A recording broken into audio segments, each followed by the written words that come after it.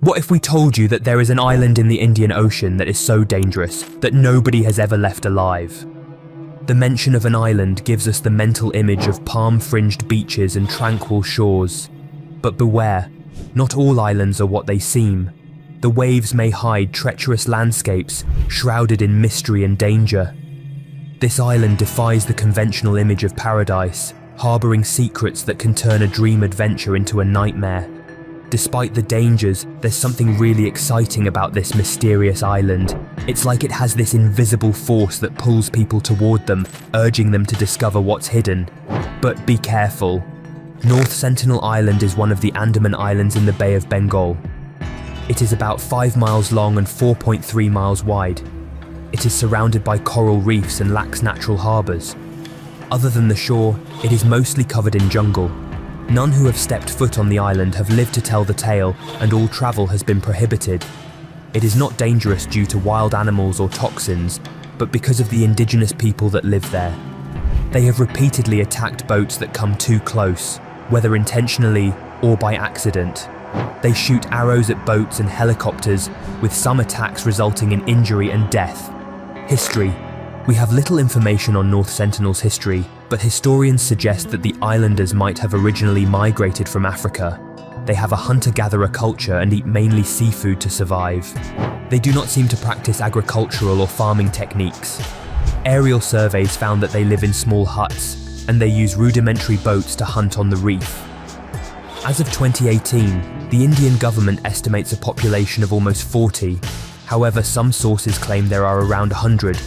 Since the 1800s, they have defended their island with force.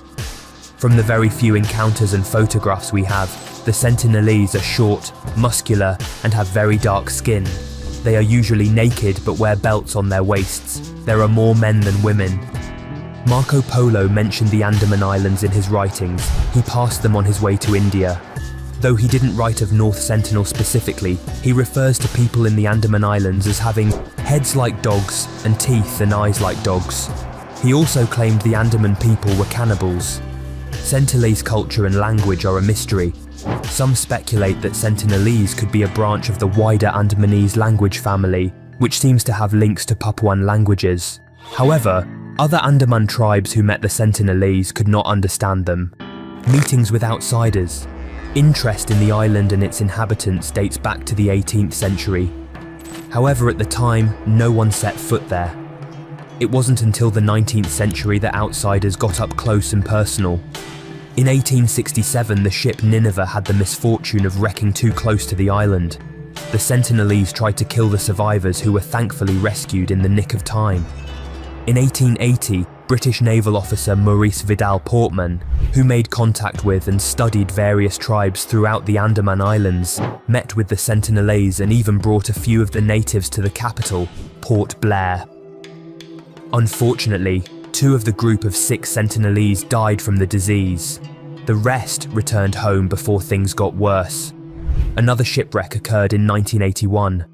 The Primrose almost had a deadly encounter with the Sentinelese.